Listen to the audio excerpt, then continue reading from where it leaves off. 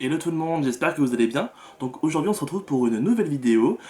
Aujourd'hui, quand la vidéo sortira, on sera le 27 mars, ce qui veut dire que ce sera l'anniversaire de Megan. Donc joyeux anniversaire Megan. Fais bien tes... 24 ans. À 24 ans. Ah.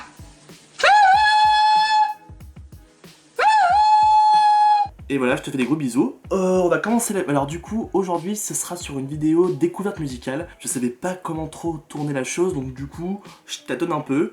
Je vais commencer un peu par vous présenter les chansons françaises que j'ai trouvées pas trop mal et qui pourraient potentiellement vous intéresser. Derrière, après, je vous présenterai quelques EP et quelques albums qui sont sortis et que j'ai beaucoup aimé. Si jamais dans les commentaires vous voulez me mettre quelques musiques françaises que vous avez découvert récemment, moi je suis hyper preneur, je suis hyper avide de découvertes, donc on commence tout de suite. La première chanson dont je voulais vous parler, c'est Facile de Camila Jordana. C'est une chanson très pop qui change de ce qu'elle peut faire actuellement, de ce qu'elle peut faire habituellement, pardon, parce que c'est assez indé. Par exemple, son dernier album Daou, c'est très indé. Qui est d'ailleurs super par ailleurs, et en plus c'est un titre qui est signé du coup par le producteur de Maître Gims qui a fait tous ces tubes. Donc franchement c'est de la pop un peu facile, un peu cool, mais franchement c'est qualitatif, elle chante super bien je trouve dans le titre, donc c'est à écouter. Ensuite une deuxième musique, c'est Tout ou Rien de Marie-Fleur. Je connais assez peu de choses sur l'artiste, ça fait assez longtemps j'ai l'impression qu'elle chante, enfin qu'elle fait des albums et tout. Son single parle de déception amoureuse, donc voilà des thèmes assez classiques. Je trouve que c'est un morceau pop qui est vachement efficace. Je trouve que c'est parfait pour l'ambiance pour le printemps, voilà. Le titre est sorti quand même il y a assez longtemps, je crois qu'il est sorti l'année dernière, mais du coup je l'ai écouté que vraiment cette année et je l'ai beaucoup apprécié. J'ai survolé son album qui s'appelle Braquage, j'ai pas trop écouté. Elle a un phrasé assez spécial je trouve, qui peut ne pas plaire. En tout cas moi je trouve que sur le titre ça passe parce que c'est quelque chose d'assez pop. Ensuite il y a le titre Petite Bulle de Jossman. Jossman a sorti un album récemment que j'ai pas pris le temps d'écouter qui s'appelle Split. Il est connu pour faire beaucoup de répétitions, d'allitérations, d'assonances, enfin voilà tout. Il fait énormément de figures de style dans ses chansons et je trouve que c'est là où il est le meilleur, et dans ce titre il en fait énormément. Il fait énormément de comparaisons, par exemple il compare la force de la weed avec la force d'Hercule. Je trouve que vraiment dans ces figures de style là, c'est vraiment un expert je trouve du rap français. Après je m'y connais pas énormément non plus en rap français, mais je trouve que vraiment c'est reconnaissable, il a vraiment une patte. Son dernier album était vraiment juste génial, où il manie énormément les mots, énormément les sons, les allitérations, donc c'est super intéressant. Et enfin un dernier titre, mais comme ça un peu sympa parce que alors c'est Calumet d'Henriette La Frappe. J'ai jamais rien écouté de lui, et au final je trouve que ce titre fonctionne vachement bien, il est vachement efficace. Il y a un beat latino qui me plaît moi particulièrement. Bon, c'est toujours un peu le même thème du cannabis, mais bon voilà, c'est un terme qui est quand même assez récurrent dans le rap. C'est plutôt efficace, donc moi je vous conseille d'écouter parce que d'habitude c'est pas des choses que moi j'écoute, c'est pas des rappeurs que j'écoute, mais là pour le coup je trouve ça vachement efficace. Ensuite moi j'ai écouté deux EP du coup depuis ce mois-ci on va dire. Le premier EP c'est une artiste que je connaissais pas trop, que je connaissais pas du tout en fait. C'est Johanna, donc son EP s'appelle Vénus. Comment j'ai découvert ça? C'est sur une pub sur Instagram. Voilà, j'ai cliqué et j'ai plutôt bien apprécié. C'est vachement dans l'air du temps. C'est un EP qui est quand même plutôt sensuel, Il y a le titre Séduction que je trouve le plus réussi moi de l'EP. Je trouve juste le dernier titre, Ocytocine, je trouve un peu en deçà, je trouve un peu cliché, les paroles pas vraiment percutantes, les paroles un peu clichés, enfin voilà. Tout le thème de l'EP c'est la femme, voilà, dans tout ce qu'elle est, et aussi un petit peu le thème de l'homosexualité féminine. Je trouve que c'est un très bon EP qui est vraiment dans la vibe actuelle, un peu chill, voilà. C'est un très bon premier EP, je trouve. Il manque peut-être, moi je trouve, un titre un peu plus solaire qui fonctionnera, un titre qui pourrait passer à la radio en fait. Séduction pourrait potentiellement passer à la radio, mais je trouve qu'il manque vraiment un titre comme ça qui marque, qui percute, comme a pu le faire par exemple l'EP dont je vais parler juste après. Donc le deuxième EP c'est celui de Christine and the Queen, La Vita Nuova. Donc il faut pas se fier au titre, je trouve qu'il y a seulement quelques phrases en italien dans l'EP. Elle lâche un peu son personnage de Chris qu'elle avait pu expérimenter dans son précédent album, moi je trouve qui est une réussite totale, un des meilleurs albums de l'année 2018 clairement. Elle mélange totalement le français et l'anglais, donc là vraiment il n'y a plus cette barrière qu'elle s'imposait un peu entre le français et l'anglais. Là vraiment elle le mélange totalement. Par exemple dans le titre People Have Been Sad, elle mélange totalement le français et l'anglais et ça rend super bien. C'est toujours des textes un peu perchés, on comprend pas forcément le sens. À un moment elle dit adolescence contrariée par un bouquet de chardon mort. j'ai pas trop compris cette phrase, mais c'est Christiane de Queen, c'est son style et c'est super reconnaissable. Et surtout, ce que j'aime en fait, c'est qu'elle propose toujours un projet hyper construit avec des visuels très travaillés. Donc là, c'est tout son EP a été filmé à l'Opéra Garnier à Paris. C'est très très beau, c'est très très bien fait. Après, on adhère pas, mais on peut reconnaître en fait le mérite de vraiment se créer un univers. Tout est pensé. Il y a le titre Je disparais dans tes bras, qui est tout en français, je pense, qui parlera le plus pour les auditeurs français, et qui est aussi le plus radiophonique. Tout l'EP est réussi, moi je trouve. Il y a juste le dernier titre, c'est juste le Je disparais dans tes bras, mais en anglais. C'est un peu dommage, mais bon, je pense qu'elle voulait aussi parler à son public anglophone, où elle marche très très bien. Mais voilà, moi ce que j'aime, c'est voilà, elle propose 5 titres, 6 titres, hyper bossés, où c'est hyper travaillé, où tout est travaillé, le visuel est travaillé. Et ça manque un peu, je trouve, des moments dans le paysage musical actuel. Par exemple, Nekfeu, voilà, il sort un projet de 24 titres, de 34 titres, aucun clip, enfin un seul clip pour Ciel Noir, je crois. Mais rien derrière, il n'y a pas de promotion.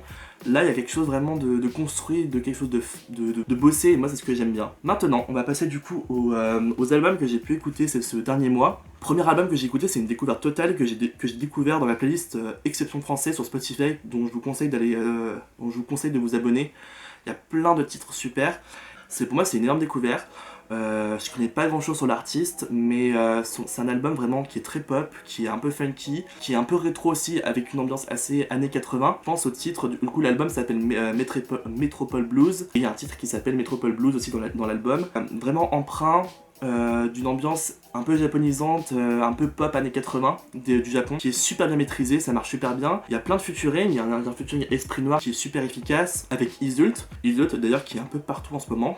Bon, c'est pas plus mal parce que moi j'aime beaucoup l'artiste. Aussi un feat avec Claire Laffut sur 37.2 le matin. En plus, vous voyez, il y a des références rétro à des films un peu des années 80. Et moi, ça faisait longtemps que je cherchais quelque chose comme ça sur la scène française. Ça faisait longtemps que moi, je cherchais ça sur la scène française, des projets comme ça. Un peu années 80, un peu rétro, vraiment dans une vibe un peu latino, une vibe un peu funk. Je trouve que ça manquait et son album est super réussi.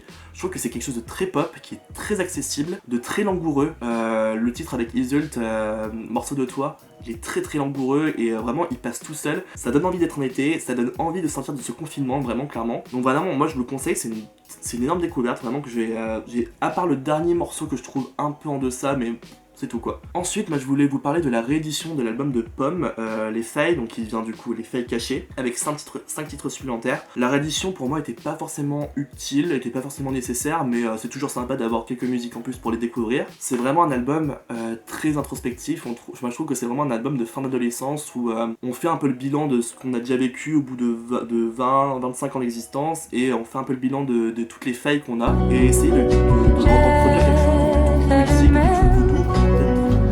Pour elle, je pense que ça a été un peu une catharsis pour essayer un peu de les apprivoiser et pour essayer de passer à autre chose.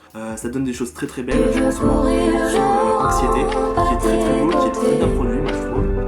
Je pense que c'est le meilleur titre de l'album. Il y a le titre Sorcière aussi qui est plutôt sympa. Et je vous conseille aussi le titre Je sais pas danser. Clairement, c'est pas un album hyper joyeux. Franchement, faut pas écouter ça quand on est au bord de la mort, au bout du rouleau. Mais ça fait du bien de voir des personnes comme ça sur la scène actuelle en France qui renouvellent un peu le genre et qui sortent un peu des trucs un peu FM qu'on peut entendre tout le temps à la radio. Ensuite, c'est l'album de Oh Boy qui s'appelle Omega. Il est sorti il y a quand même pas mal de temps déjà, il est sorti la fin de l'été dernier je crois, mais j'avais jamais vraiment pris le temps de m'y pencher, de l'écouter correctement. Il est super bien, il a un style très très nonchalant quand il chante vraiment ce qui est plutôt cool, moi j'aime bien ce genre de titre là. Il y a le titre Je m'en tape avec Aya Nakamura et Dubboy qui est super efficace, qui est fait pour passer à la radio, qui est fait pour passer en boîte, qui est super efficace, qui marche très bien et c'est cool parce que du coup ça peut donner à Oh Boy une vraie visibilité et à des personnes, vraiment à des personnes de découvrir son projet et de s'intéresser à son projet. Je trouve moi de l'album, je trouve que c'est Alpha la chanson la plus réussie. Il essaye un peu de chanter de façon un peu langoureuse, de façon un peu nonchalante, ça fonctionne plutôt bien. Il y a vraiment des titres mélancoliques, je trouve, dans l'album. Il y a des titres aussi un peu plus sombres, mais après moi j'ai pas vraiment de connaissances, comme je vous le dis, en rap français, je suis vraiment pas un expert. Et ce que j'aime aussi moi, c'est que c'est pas un album à rallonge comme peut le faire Nekfeu, comme peut le faire Maître Gims. Là il y a 14-15 titres, voilà, c'est tout. Ça permet de pas être submergé d'informations, ça permet vraiment à chaque chanson d'exister. C'est ce que je reproche un peu au projet de certains rappeurs, c'est qu'il y a trop de chansons et du coup toutes les chansons se noient. Par exemple, l'album de Nekfeu, moi ça fait plus d'un... Enfin ça va faire quasiment un an qu'il est sorti. Et au final, il y a que 10 chansons que j'écoute vraiment encore parce que toutes les autres sont noyées, je trouve, sous le reste. Pareil pour Maître Gims, mais non, on a 60 titres, là ça n'a plus aucun sens. Et le dernier album dont je voulais vous parler, c'est l'album de VSO, c'est Adrénaline. Moi je suis pas spécialement fan en fait de ce groupe. En général, les textes je les trouve pas forcément super bons, mais je suis allé les voir en concert et ils ont une énergie de ouf en fait, c'est ça qui est fou. Ils ont vraiment une bonne vibe. Il y a 2-3 titres que j'aime bien sur l'album, voilà, parce qu'ils sont plutôt sympas. Moi, je pense que je vous conseille d'aller l'écouter parce que je pense que ça peut très bien passer en été, ça peut très bien passer quand on pourra enfin aller en terrasse, qui se rappelle les bars. Donc voilà, moi je vous conseille pour ça parce que je suis allé les voir en concert, ils ont une super bonne vibe et ça fait plaisir parce que je vois qu'ils s'éclatent en faisant ça. C'est pas vraiment du rap, c'est plus de la pop urbaine, je dirais, voilà plutôt. Mon petit top se termine ici. Je vais vous mettre dans la description, je vais vous mettre une playlist Spotify que je vais créer avec les différents titres qui m'ont plu de chaque album pour que vous alliez un peu vérifier tout ça. Si j'ai la place, je mettrai aussi des liens YouTube en direction des titres, les principaux titres de chaque album. Voilà, donc je vous embrasse. N'hésitez pas aussi à mettre dans les commentaires quel titre français vous a plu. Je sais pas si je vais faire peut-être aussi une vidéo pour les chansons plus internationales, donc latino et américain, anglais, enfin voilà. Je sais pas si je le fais, je sais pas si ça vraiment si ça vous intéresse. Il y a la semaine prochaine normalement, il y a ma vidéo Top Album 2019 qui va sortir, donc là tous les styles seront mélangés, donc ça sera cool. Voilà, donc je vous embrasse. N'hésitez pas à commenter, n'hésitez pas à me faire des retours là-dessus. Et puis bonne fin de journée et bon confinement. Salut!